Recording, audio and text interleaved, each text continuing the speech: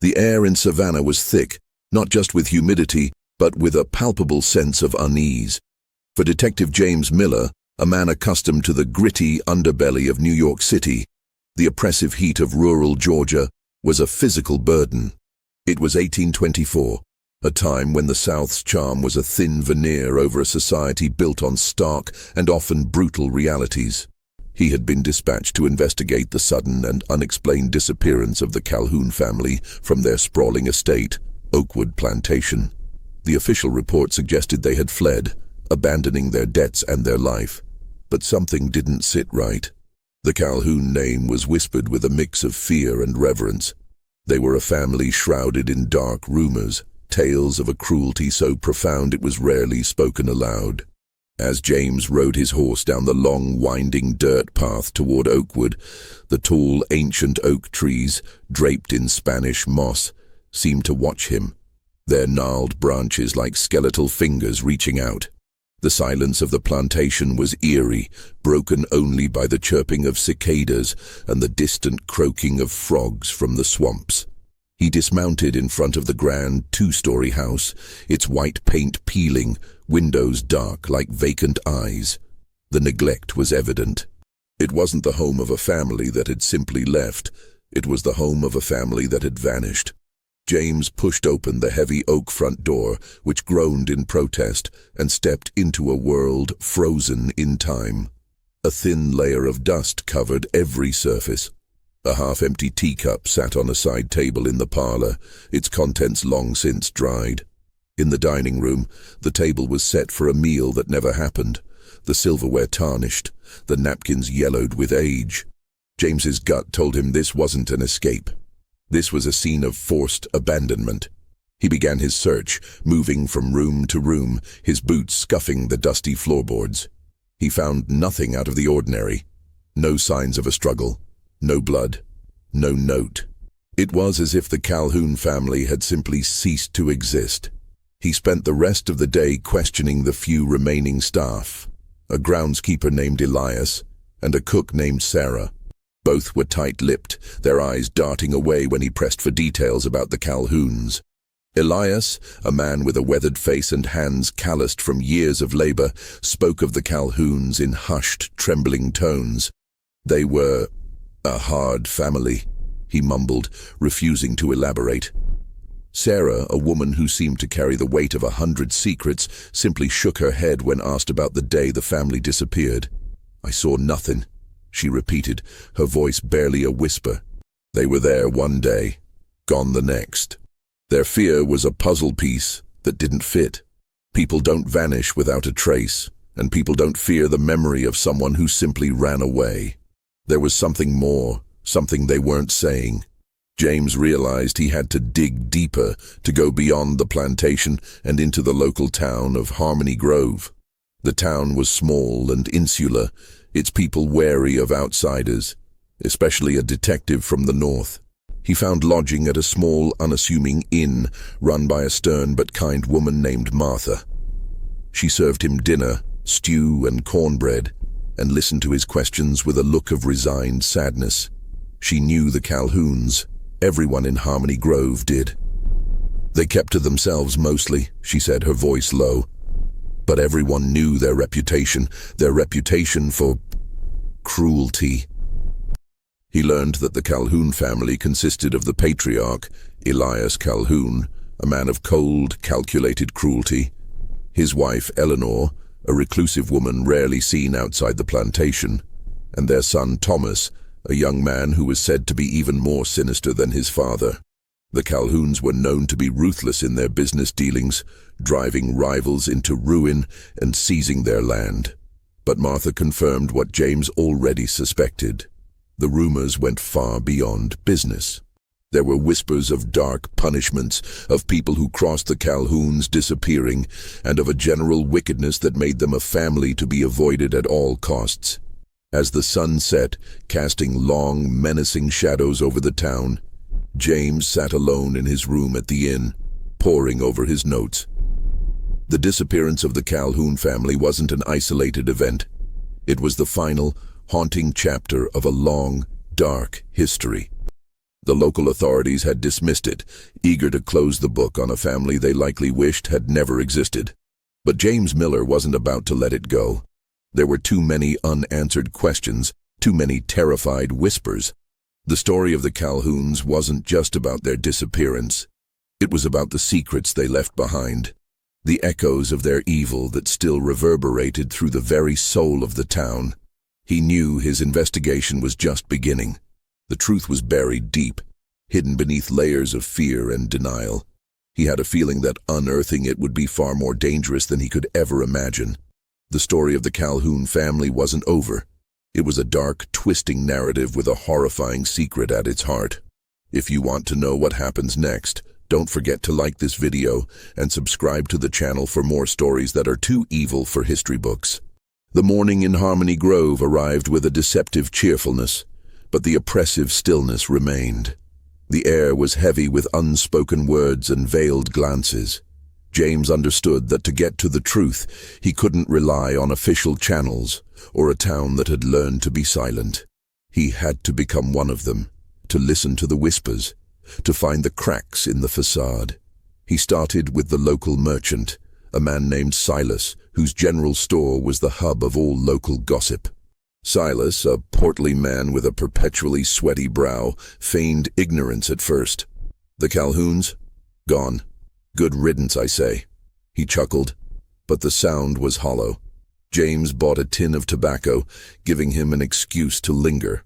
He spoke of the weather, of the state of the roads, and then, casually, he brought up the topic again. I heard they were quite private, kept to themselves. Silas's eyes flickered to the door. Private is one word for it. Cruel is another. They owned a lot of folks in this county, not just their land. They had a way of getting people to do what they wanted. Elias Calhoun. He could ruin a man with a single word to the wrong person in Savannah. Thomas, his son, well, he had a different kind of evil in him. James pressed him. What kind of evil? Silas shook his head, looking genuinely afraid. He liked to play games with people's minds. He'd find a man's weakness and use it against him. I heard he took a man's prize-winning horse just because he didn't like the way the man looked at him. Drove the man to the poorhouse. This was the first hint of something beyond mere business ruthlessness. It was personal, malicious. James thanked him and left, his mind turning over the new information. The Calhouns didn't just accumulate wealth, they reveled in the destruction of others. Their disappearance, therefore, was likely not a simple flight, but the culmination of a deep-seated hatred from someone they had wronged. He walked past the local church, its steeple a stark monument against the blue sky. The parish priest, Father Michael, was sweeping the steps. He was an older man, his face etched with lines of worry. James introduced himself and explained his purpose. Father Michael's reaction was one of immediate distress. The Calhouns. A great tragedy, he said, but his voice lacked conviction. Tragedy for whom, Father? They are the ones who vanished. A tragedy for the soul, he replied cryptically. He hesitated, then lowered his voice. There was a young woman, a maid at the plantation named Clara. She disappeared a few months before the family did. The Calhouns said she stole from them and ran off. But she was a good girl, pious, never would have done such a thing. Her mother came to me weeping. She knew in her heart her daughter was dead. James's blood ran cold. Another disappearance, not just the family, but a victim, a prelude.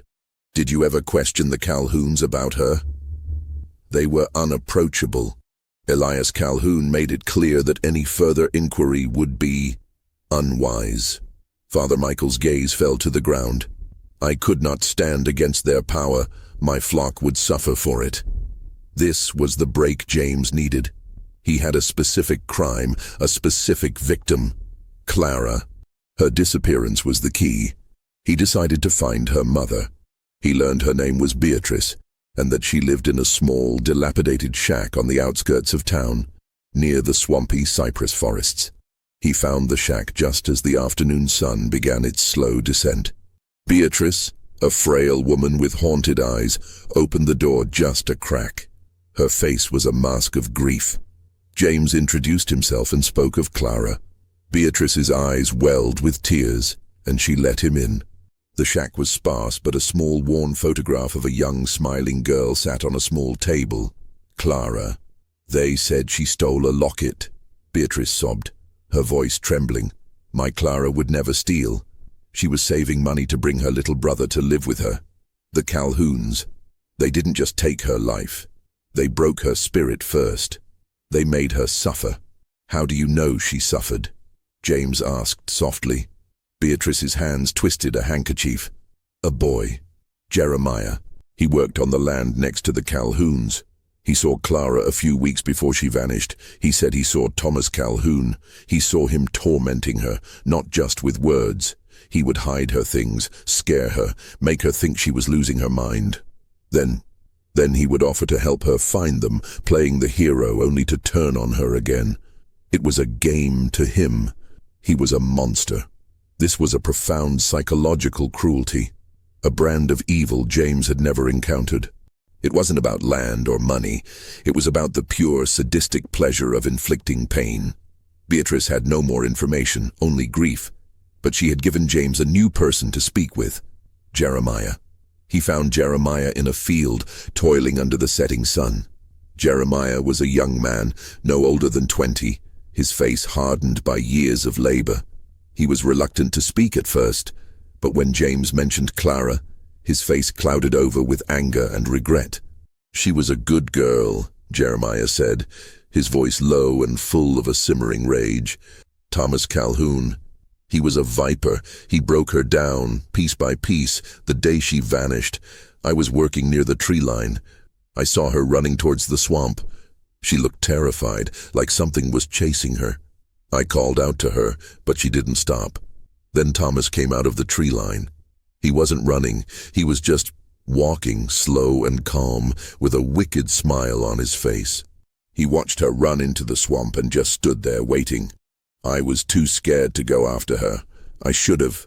His voice trailed off, filled with a guilt that was a far heavier burden than any fear. Jeremiah's account changed everything.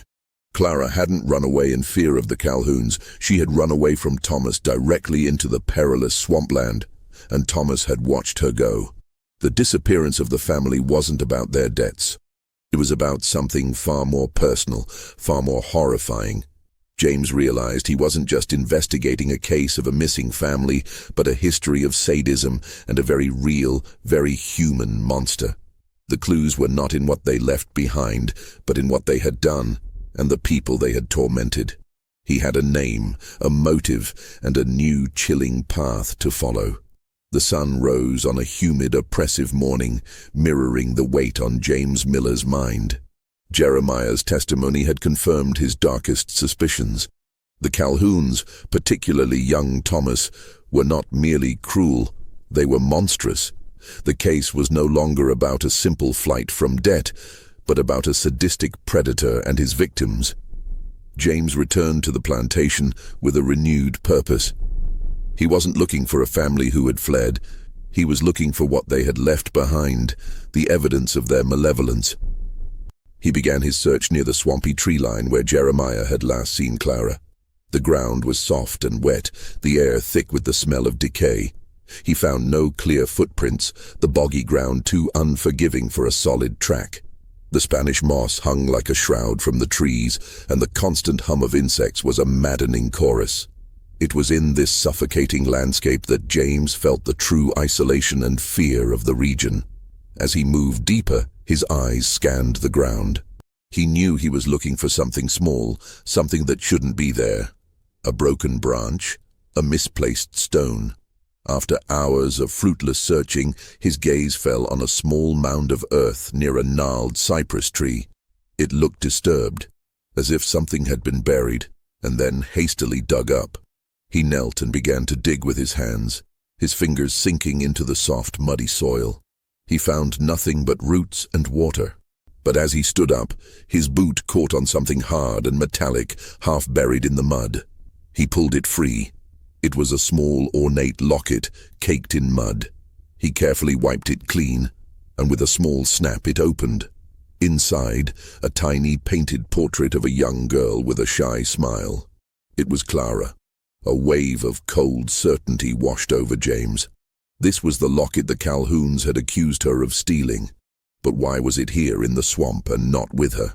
The Calhouns had said she ran off with it. He pocketed the locket, the cold metal a grim reminder of their deception. This was proof they had lied about her. His search for a more substantial clue led him back to the main house. The house was a monument to their secrets, and he was convinced something was hidden within its walls. He began a systematic search, room by room, looking for anything that seemed out of place. He checked behind paintings, under floorboards, and inside the fireplace. In the library, a room lined with thousands of books, he noticed a peculiar detail. One of the bookshelves, filled with old legal tomes and ledgers, had a slight gap at the bottom, as if it didn't quite sit flush with the wall. He pushed on it, and with a soft click, it swung open, revealing a small, dark crawl space. He lit a match and stepped inside. The space was cramped and dusty, smelling of old paper and mildew. On a small wooden desk, a stack of ledgers and a single leather-bound journal sat waiting. He pulled them out, his heart pounding with a mixture of dread and anticipation. The ledgers detailed the Calhouns' financial dealings. They were not in debt.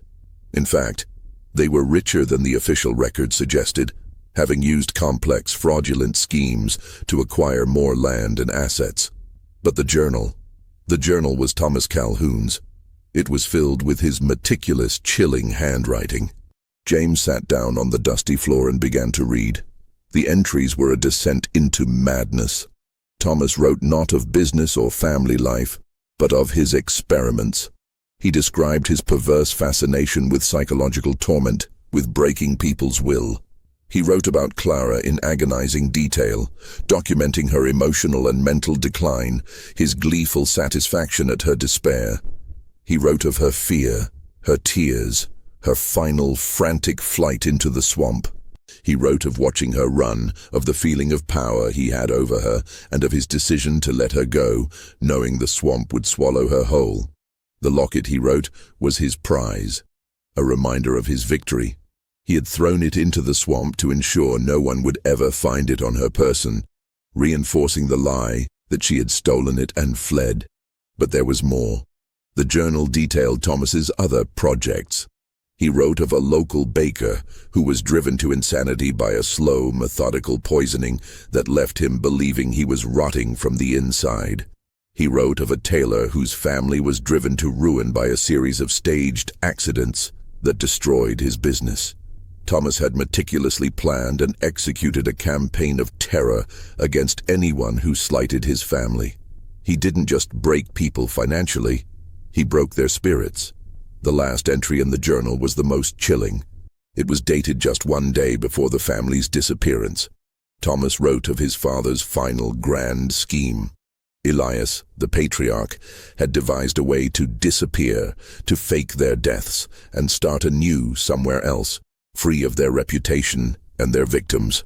The goal was to leave behind a final, grand spectacle of suffering for the town. The plan was vague, but one detail stood out.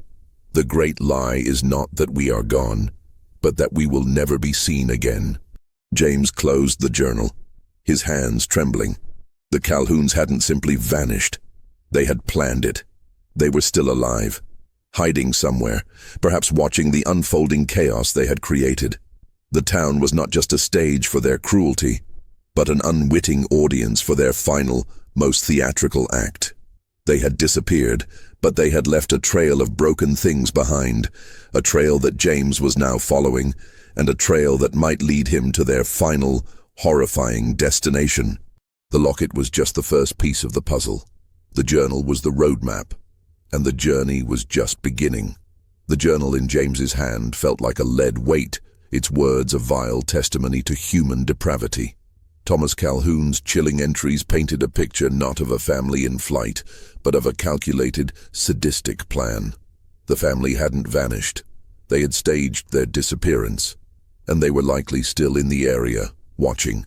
This realization sent a shiver down James's spine, a feeling far more unsettling than any ghost story. The real monsters weren't specters. They were people, and they were very much alive. James went to his inn, locking the door behind him. He needed to reread the journal to find the hidden clues, the subtle hints of their whereabouts. He scanned the pages again, looking for any mention of a specific location or a plan. Thomas's writing was cryptic, filled with metaphors and veiled references. But one phrase caught his attention. "The spectre in the swamp will rise to meet us." It was written in the last entry, just below the vague details of their plan. The spectre in the swamp. It sounded like a myth, a local legend. James knew better than to dismiss it. Thomas wrote in riddles, but his riddles were based on reality. James went to Martha, the innkeeper, to ask if she knew of any local myths about the swamp. Martha's face paled. "You mean the ghost story? The spectre?" "It's just an old tale, a way to scare children into staying away from the bog. People say it's the spirit of a long-dead runaway who got lost in the swamp and haunts the place. It's nothing more than talk." James persisted. "Was there ever a physical place in the swamp with that name? An old cabin or a shack?" Martha looked at him, a flicker of fear in her eyes. "There was. An old hunting shack, built on stilts deep in the swamp. It belonged to an old trapper years ago. The locals called it the Spectre Shack, because it was so hidden and hard to get to, you'd only see it if you were looking for it. No one's been there in years. It's too dangerous. The swamp will swallow a man whole." James's mind raced. A hidden shack. It was the perfect place for a family to lie low. It was difficult to access, and no one would dare look for them there. It was a risk, but it was his only lead. He thanked Martha, gathered his supplies, and headed back to the swamp. The sun was high now, the air a heavy blanket. The cypress trees stood like sentinels, their knees visible above the dark water. The Spanish moss hung in thick curtains, and the silence was only broken by the occasional splash of a gator or the buzz of a dragonfly. The trek was treacherous. The ground was slick, the water a murky, impenetrable black. James used a long stick to test the ground before each step, his boots sinking into the boggy soil. He had to trust his instincts and the compass he carried. After what felt like an eternity, he saw it. A dark, dilapidated structure, half hidden by thick reeds and trees. It was a shack, built on stilts that were rotting and bowed. A small, rickety wooden dock led to its front. A faint, acrid smell hung in the air, a smell of decay and something else. Something metallic. He moved cautiously, his hand on the handle of his pistol. He reached the shack and pushed the door open. It groaned on its hinges, revealing a small one-room cabin. The interior was dusty, and the windows were caked with grime. There were no signs of a struggle, no bodies, nothing to suggest a family of 3 had been staying there. Just an empty, silent room. But as he swept his gaze across the floor, he saw a peculiar detail. A line of small, rusted nails had been driven into the floorboards in a neat line, leading from the door to a trapdoor in the corner of the room. It was subtle, a trail meant to be seen only by someone looking for it. James knelt and pried the trapdoor open. A set of rickety wooden steps led down into a small dark cellar, the air thick with the smell of damp earth. He descended the steps, his heart pounding. He held a small lantern aloft, the flickering flame casting long, dancing shadows on the walls. The cellar was small, no bigger than a coffin, but it wasn't empty. Leaning against the far wall were 3 wooden crates neatly stacked. They were not for food or supplies. They were for people. The crates were just large enough for a person to lie in, with small air holes drilled into the sides. There were no locks, no clasps. They had been opened. James's blood ran cold. He felt a wave of nausea. The Calhouns hadn't just disappeared. They had been hidden. He slowly backed away from the crates, his mind racing. They had been kept here, imprisoned in the dark, suffocating heat of the cellar. By whom? And for what purpose? A low, guttural growl came from the other side of the room. James spun around, his pistol now in his hand. Huddled in the corner was a man, his face gaunt, his eyes wide and wild with terror. It was Elias, the groundskeeper from the plantation. Elias was a spectre of his former self. He was caked in mud, his clothes ragged, and he was trembling uncontrollably. His eyes, fixed on James, were filled with a primal, unadulterated fear. He didn't speak. He just pointed a trembling finger at the crates. James, confused and alarmed, asked, "Elias, what are you doing here? Where is the Calhoun family?" Elias didn't answer. He just whimpered and shook his head, his gaze darting to the trap door above him. James slowly lowered his pistol, trying to calm the man. He was clearly a victim, not a culprit. But as James stepped closer, Elias's gaze shifted from James to the entrance of the cellar, and his face contorted in a silent scream. James turned, his hand back on his pistol. A figure was standing in the open trapdoor above him, blocking the light from the outside. It was a man, tall and broad-shouldered, with a calm, unnerving expression on his face. The man's eyes were cold and without emotion. It wasn't Thomas. It wasn't Elias Calhoun. It was Silas, the merchant from Harmony Grove. He held a shotgun in his hands, its barrel pointed directly at James. Silas looked at James, then at Elias, and a slow, wicked smile spread across his face. James knew he had stumbled upon a horrifying truth, a truth that was about to be buried with him in the darkness of the cellar. The smile on Silas's face was not one of triumph, but of bitter, cold satisfaction. His eyes, once full of a timid deference, were now filled with a simmering hatred that chilled James to the bone. James's pistol was in his hand, but the confines of the cellar, with the shotgun pointed down at him, rendered it useless. Elias, the groundskeeper, was still whimpering in the corner, a broken man. "Well, well, detective," Silas said, his voice a low, raspy whisper that carried an unsettling calm. "You've proven to be more persistent than the local authorities. You've found our little secret." "Your secret? What is this, Silas?" James demanded, his mind racing, trying to make sense of the situation. "What have you done with the Calhouns? Why is Elias here?" Silas chuckled, a dry, humorless sound. "Elias? He's a broken record, a testament to what happens when you cross the Calhouns. He's been here for months, a guest of ours. And the Calhouns, they're not here anymore. They're on a journey." The phrase, "on a journey," was spoken with a terrifying finality. James felt a cold dread settle in his stomach. He looked from Silas to Elias, whose eyes were wide with a terror that James was beginning to understand. The Calhouns had not disappeared. They had been taken, and Silas was involved. "Why?" James asked, his voice low. "Why would you do this?" Silas's face contorted with rage. He looked at Elias, then back at James. "The Calhouns were masters of ruin, detective. They didn't just take land and money, they took lives. My life, my family's life." He began to speak, his voice gaining a feverish intensity. He told a story of a long-ago tragedy. His younger brother, a bright, ambitious young man, had been an apprentice to the Calhoun family's business partners. Thomas Calhoun, with his sadistic tendencies, had seen an opportunity for a project. He had meticulously orchestrated a series of events that led to a financial collapse, all while making it appear to be Silas's brother's fault. He forged documents, spread rumors, and used his influence to turn everyone against him. The boy was ruined, his reputation shattered. Overcome with shame and despair, he had taken his own life. Silas, a witness to his brother's slow, agonizing destruction, had tried to fight back.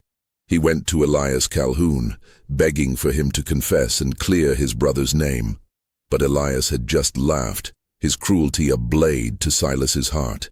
He had warned Silas to drop the matter or suffer a similar fate. Silas's eyes burned with the memory. "I tried to move on, to forget. But the Calhouns were a cancer. They had to be cut out. The family, the name, the legacy. It had to be destroyed. So I started my own project." James stared at him, the horrifying truth sinking in. Silas wasn't just a merchant. He was a grieving brother, a man who had dedicated his life to a chilling, calculated revenge. "You faked their disappearance," James said, a statement, not a question. "I didn't fake it, detective," Silas corrected with a chilling calm. I orchestrated it. It wasn't just me either, the townspeople. So many of them had a debt to settle with the Calhouns. The baker's wife, the tailor's son, they all had a reason. We all had a reason. Silas revealed the plan.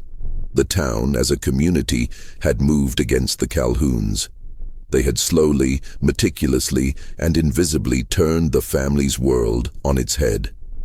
They had started with small things, sabotaging business deals, spreading false rumors, and isolating them from any allies.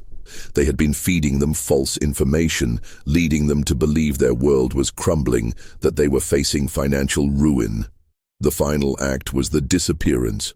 On the night the Calhouns vanished, Silas and a small group of townspeople had gone to the plantation. They hadn't killed them. That would be too quick, too merciful.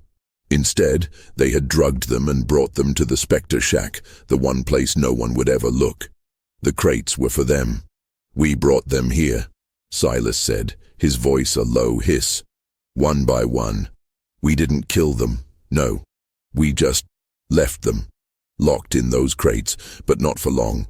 We'd let them out for a few hours at a time to make them think they were free. Then we'd put them back. We wanted them to feel the same hopelessness and despair my brother felt. We wanted them to know what it was like to be a prisoner of their own minds, to have their world shrink down to a dark, suffocating box. The chilling horror of the situation hit James with full force. They weren't dead. They were living, imprisoned, tortured. The Calhouns, the masters of psychological cruelty, were now the victims of a far more intricate, far more patient form of torment. Silas's smile widened. And then, after a while, we'd start telling them stories. Tales of their victims, of the people they had ruined. We wanted them to understand what they had done. We wanted them to feel the weight of their sins, not on their souls, but in the dark, and in the silence. Elias here. He was a victim of their cruelty as well. He was supposed to be one of the enforcers, but he couldn't stand it. He broke. Now he just sits there, a reminder of what happens when you have to face what you've done. James looked at the man, Elias, still whimpering in the corner. He had seen too much. He was a spectator to the Calhoun's torment. Where are they now, Silas? James asked, his voice trembling despite himself. What happened to them? Silas's eyes glinted with a cruel satisfaction. Their journey is over, detective. You see, the swamp has its own kind of justice. It doesn't need people to deliver it. It just waits. And then it takes. But you'll have to see for yourself. We've left a trail.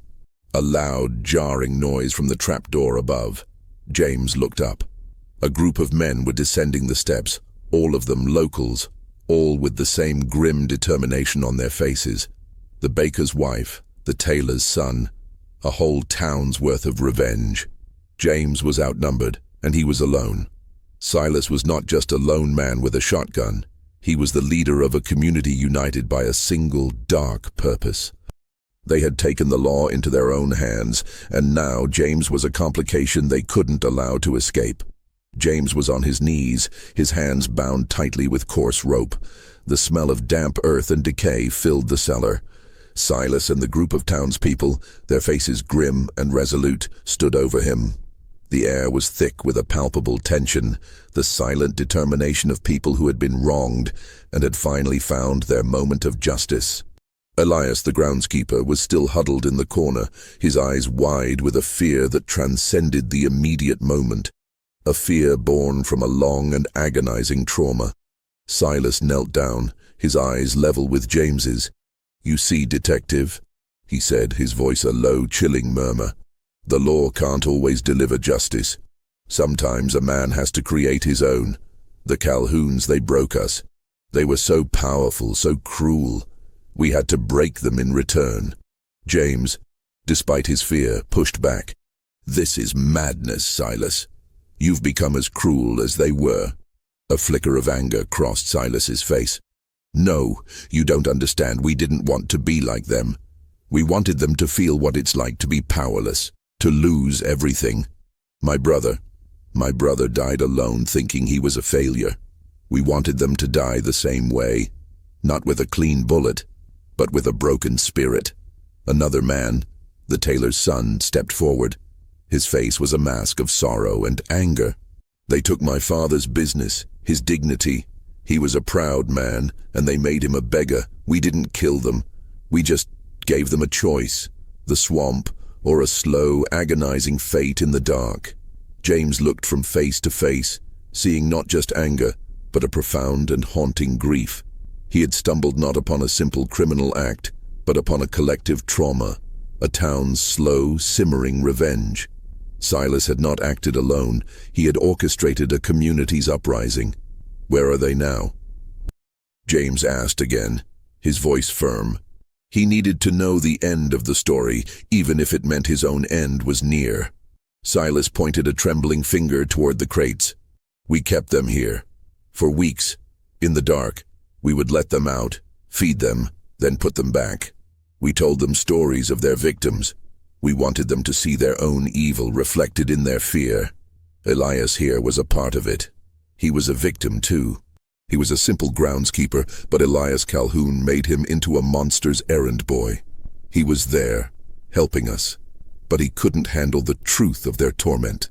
It broke him. James looked at Elias, whose eyes were filled with a mixture of terror and a terrible sadness. He had a deeper connection to this story than James had first realized. He wasn't just a witness. He had been a reluctant participant. On the last night, Silas continued, his voice growing softer, we told them we were going to set them free. We led them out, one by one, blindfolded.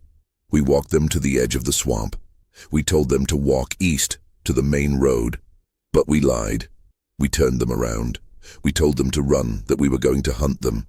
They ran, straight into the bog. We didn't need to chase them.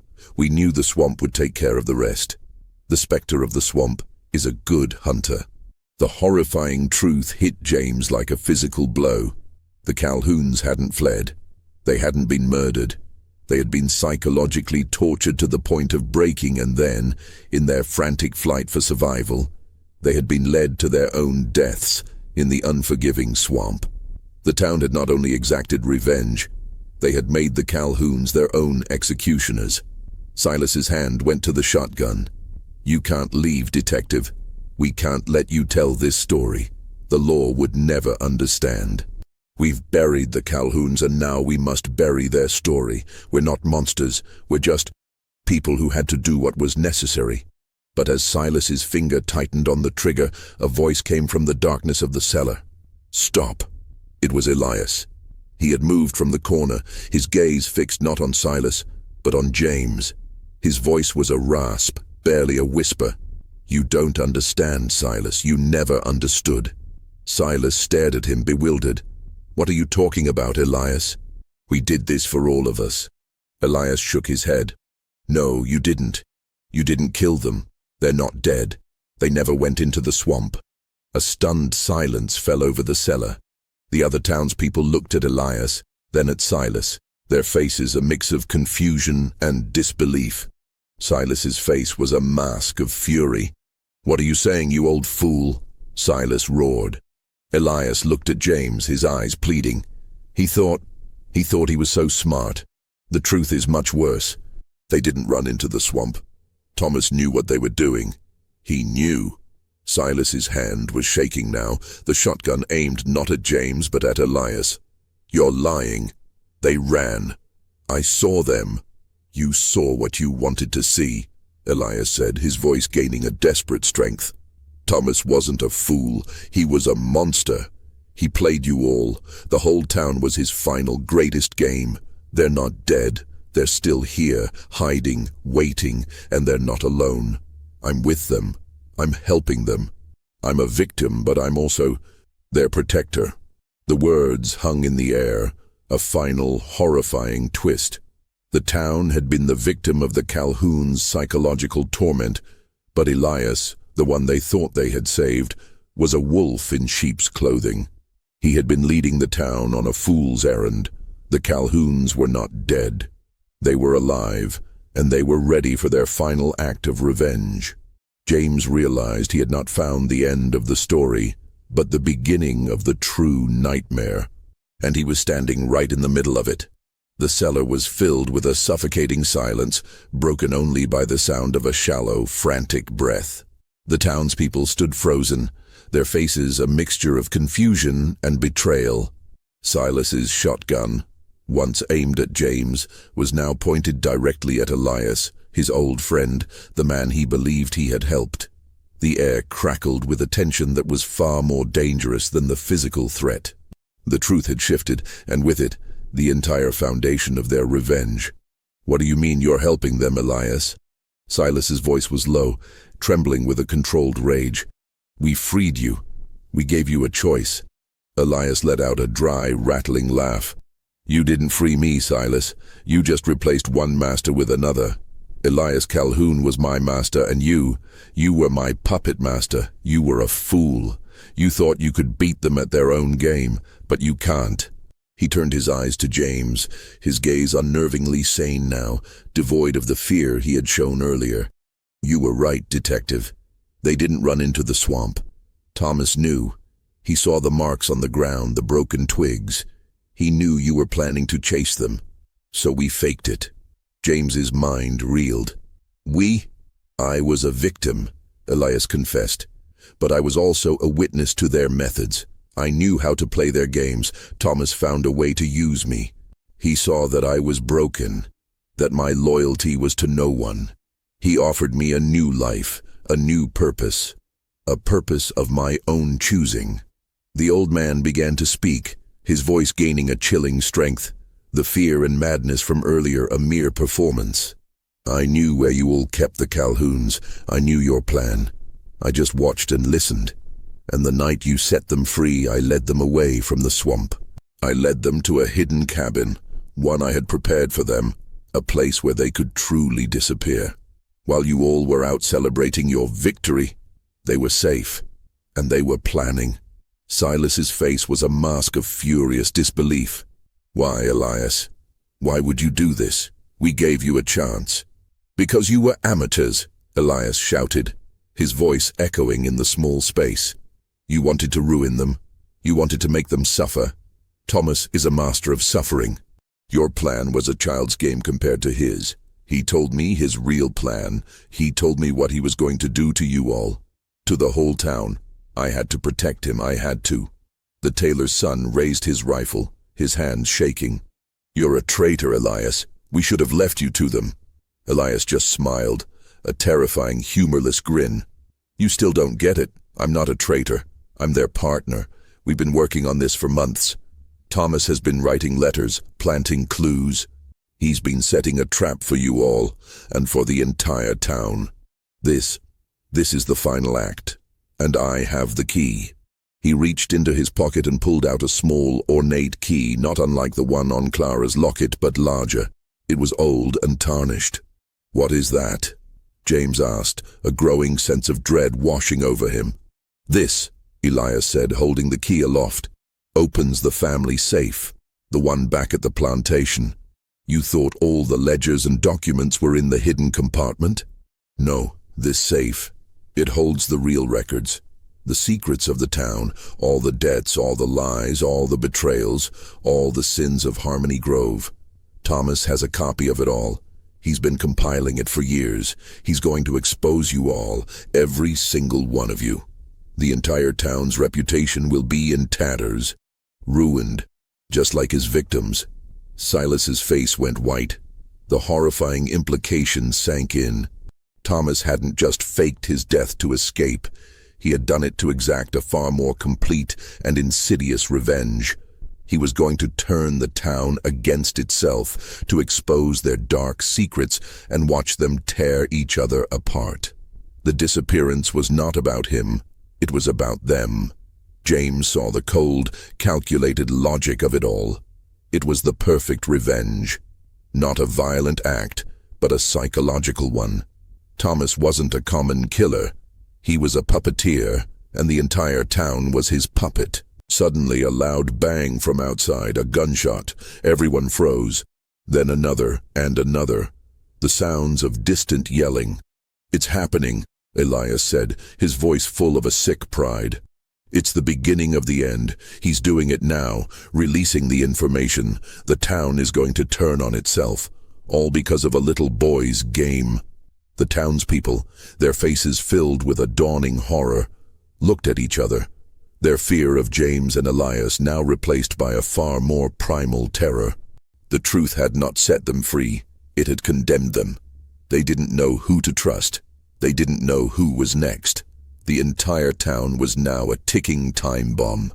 "The key," James said, his mind working quickly. "Where is the safe?" Elias just laughed, a high, manic sound. "In the one place no one would ever think to look, detective. In the old family crypt. The Calhouns didn't fear the dead. They embraced them. You'll find it there. But you'll have to hurry. Time is running out. The town is already tearing itself apart." A new sound, much closer now, came from above, the sound of running feet. Someone was coming. James looked from Elias to the townspeople, then to the crates, and back to Elias again. He knew he had to get out of there. He had to stop Thomas. But how? The true mastermind was still out there, hiding in the shadows, pulling the strings. The specter in the swamp was not a myth. It was a family of monsters, and they had just shown their true face. If you've been on the edge of your seat, this is a good time to subscribe to the channel and hit the bell for more stories that are too evil for history books. The sounds of chaos from the world above grew louder, a cacophony of shouts, breaking glass, and distant gunshots. The town was already in the throes of a self-inflicted panic, a fire of paranoia lit by a single match. James knew he had to act. He lunged at Elias, knocking the key from his hand. The townspeople, still reeling from Elias's confession, were slow to react. He grabbed the key and scrambled up the steps, leaving the arguing men behind. He had one goal, to get to the Calhoun family crypt and retrieve the safe before its contents could completely destroy the town. He burst out of the shack and into the afternoon sun, the heat a sudden shock after the damp, cold air of the cellar. He didn't stop to think. He just ran, his boots splashing through the murky water. The swamp, once an eerie and silent place, now felt alive, a silent witness to the madness of men. He ran toward the plantation, the ominous old house standing like a dark monument against the pale sky. The Calhoun family crypt was located on a small, overgrown rise just behind the main house.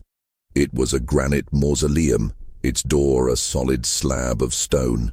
It looked old and formidable, a resting place for a family that had wanted to be remembered, even in death.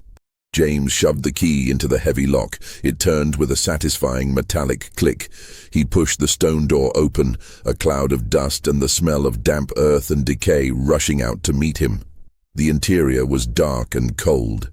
2 rows of stone coffins lined the walls, each with a name etched into its surface. The Calhoun family had been here for generations, but James's eyes were fixed on the far wall. There was a small, unassuming stone panel, no different from the others, but there was a faint, almost invisible seam around its edges. He pressed on it, and with a soft push, it swung inward, revealing a small, hidden alcove. Inside, on a small stone plinth, sat a metal safe, old and rusty, its surface marked with the Calhoun family crest. He pulled the safe out and carefully set it on the ground, his heart pounding. The safe had a complex lock, but the key he held was for a specific, smaller keyhole on the side. He inserted the key and turned. The tumblers clicked, and the safe door swung open. Inside, stacked in neat piles, were documents, ledgers, and journals. James quickly scanned the contents. It wasn't just a record of the town's secrets. It was a dossier. It contained letters from townspeople to the Calhouns, pleading for mercy, offering bribes, or selling out their neighbors. It had detailed financial records of secret land deals, under-the-table agreements, and falsified ledgers. It was a complete and utter record of the town's corruption. And at the very top of the pile, a new, clean letter. It was from Thomas Calhoun. James pulled it out and began to read. "My dearest Harmony Grove, you thought you could beat me? You thought you could outsmart a master? Your little game was a child's tantrum. I saw it coming a mile away. You all thought you could put me in a box.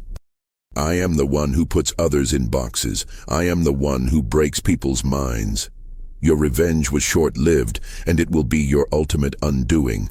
This is not a confession, but a proclamation. We are alive.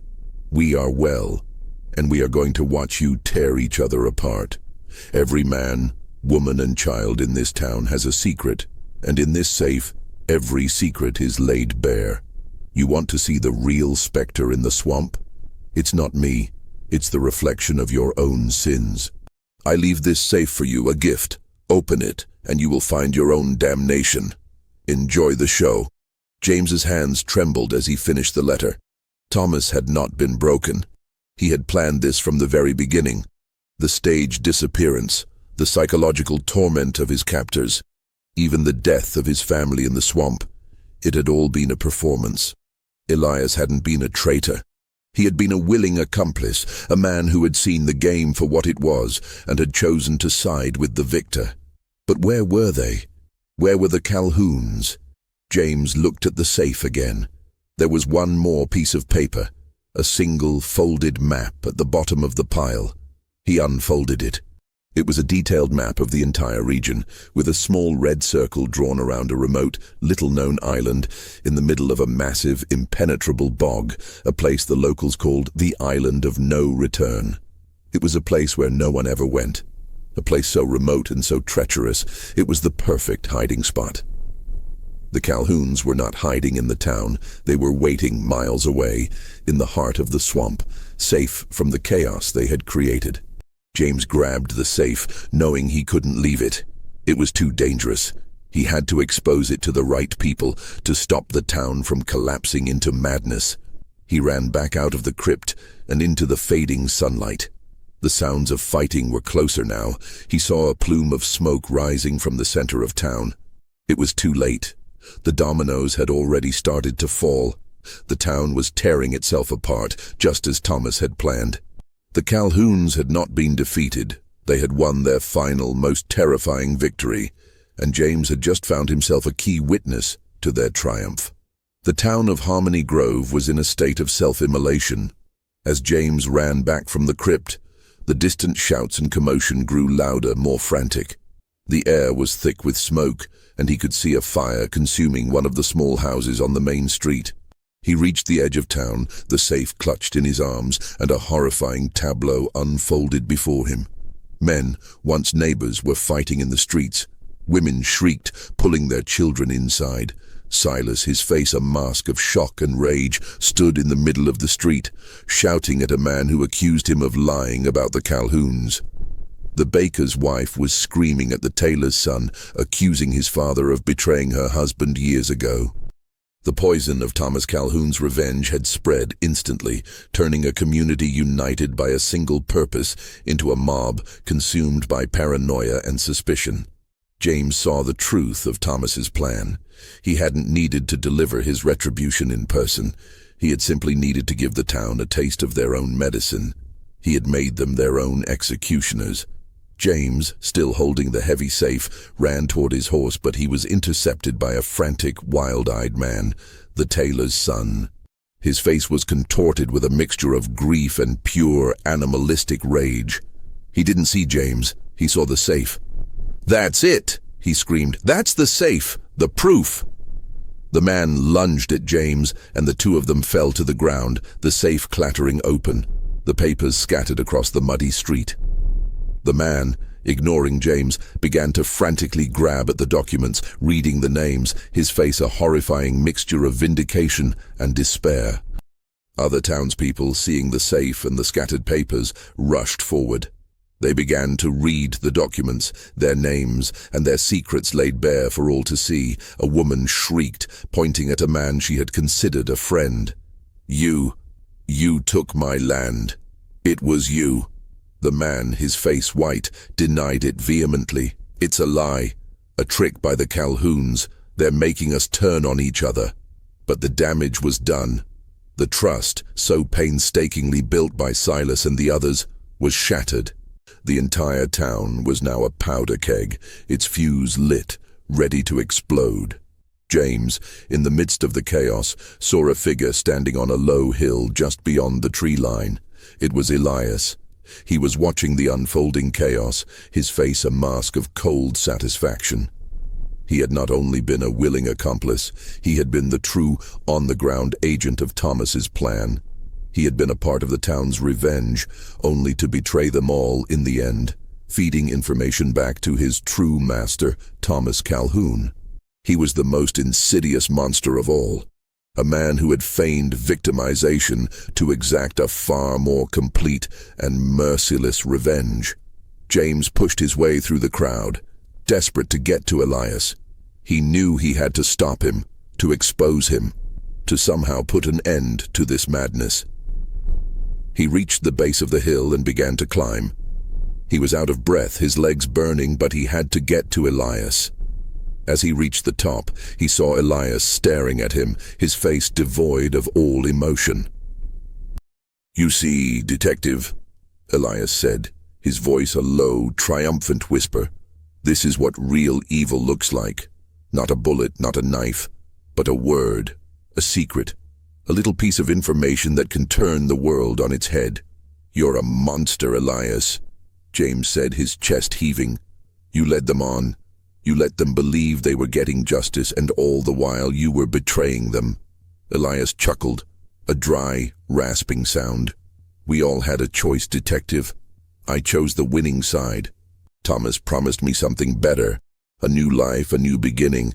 He saw my loyalty, my unique skill set, and he rewarded me. We're going to a place where no one will ever find us, and we're going to live a life of peace, knowing we destroyed our enemies without ever having to lift a finger." James looked back at the town, at the smoke and the screams. The tailor's son had pulled out a pistol. He was pointing it at Silas, a man he had called a friend just hours before. The chaos was complete. "It's over, Detective," Elias said, turning to walk away. "The game is won. The Calhouns have left their mark on history, even if history books will never know the full story. And I have found my purpose." James felt a sense of utter futility. He couldn't stop them. He couldn't expose a truth that no one would believe. He had to do something, anything. He lunged at Elias, but the old man was quicker than he looked. He sidestepped, and James stumbled, falling to the ground. Elias kicked the pistol away. Elias leaned over James, a cold, triumphant glint in his eyes. "You're a good man, Detective. A little too good for this world. But you've seen the truth now. The real evil isn't in a monster's lair. It's in the human heart. And sometimes the best revenge is to watch them destroy themselves." He turned and walked away, disappearing into the dark tree line. James, bruised and defeated, lay on the ground, watching as Elias vanished. The sounds of Harmony Grove's self-destruction were the only epitaph for a family too evil for history books. The game was over, and the monsters had won. The sun had set, and the night was an oppressive black blanket over Harmony Grove. The sounds of chaos had quieted, replaced by the grim silence of a town that had torn itself apart. The fire had been put out, leaving a charred scar on the main street. The scattered documents from the safe, once a source of bitter truth, were now just soggy, unreadable bits of paper trampled into the mud. James, his clothes torn and his face smudged with dirt, walked slowly through the town. The image of Elias's cold, triumphant smile burned into his mind. He found Martha, the innkeeper, sitting on her porch, her face pale and streaked with tears. She didn't look at him. She just stared blankly at the street, a street that was now home to shattered friendships and broken trust. James sat beside her. "What happened to Silas?" he asked, his voice raw. "He's gone," Martha whispered, her voice hollow. "He and the tailor's son. They fought. They hit each other. They said things, and terrible things. Things from those papers. They're both in their homes now, alone. They don't want to see each other. They don't want to see anyone." The town was a ghost town now, not because its people had vanished, but because their souls had. The psychological damage inflicted by Thomas Calhoun was far more complete and insidious than any physical act of violence. He had turned them against themselves. A final, sadistic victory. James had to write his report. He had to explain everything. He went back to his room at the inn, the heavy weight of the truth on his shoulders. He started to write, detailing the entire story. The fake disappearance, the psychological torment, the elaborate plot, the town's revenge, and Elias's ultimate betrayal. He wrote about the safe, the documents, and the self-destruction of the town. He wrote about Thomas's chilling note and the map to the island of no return. He wrote for hours, the quill scratching against the paper, his mind reliving every horrifying detail. But as he finished, he sat back, staring at the report. Who would believe this? A family disappearing only to reappear months later, having orchestrated their own torture to break a town. A groundskeeper as a willing accomplice. The entire story sounded like a fantastical Gothic tale. The truth was too strange, too cruel to be believed. The authorities in Savannah would dismiss it as the ramblings of a man who had spent too much time in the humid, oppressive air of a rural town. They would call it a mass delusion. James knew that the Calhouns had won. They had not only escaped justice, but they had ensured that their story would be too unbelievable to ever be officially recorded. The title was a horrifying irony. They were a family too evil for history books, because no one would dare write a story so unsettlingly real. Their legacy would not be a documented crime, but the invisible, psychological scars left on the town of Harmony Grove. He folded the report and put it in his satchel, but he knew it would never be read. He had his own proof, the locket of Clara. He held it in his hand, a small, cold piece of metal that was the only tangible evidence of the evil he had witnessed. The Calhouns had not only escaped, but they had left a final chilling message to the world.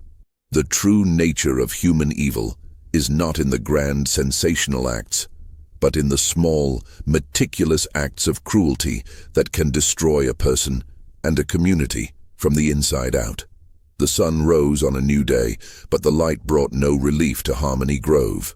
James packed his things, paid his bill, and mounted his horse. He rode away from the town, leaving the secrets and the pain behind. He had solved the case, but the truth was a weight he would carry with him forever. The Calhouns were gone, but their legacy, an unwritten history of psychological terror, would linger in the shadows of the swamp, a haunting reminder that some monsters are far too human to ever be understood.